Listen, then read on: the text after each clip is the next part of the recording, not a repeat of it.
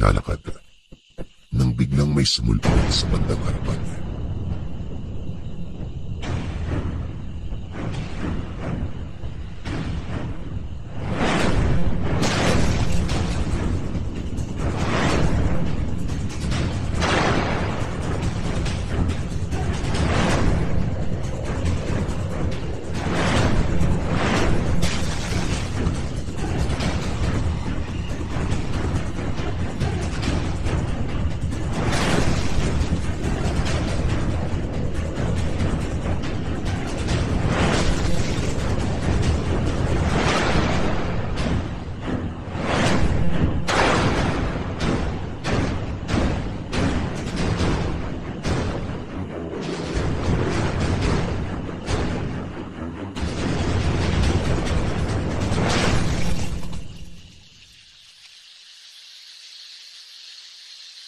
Sinabi ko na sa iyo huwag pairanin ang kayabangan.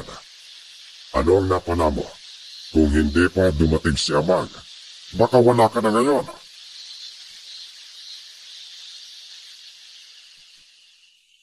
Nagising si Marco sa hiniga ang papag.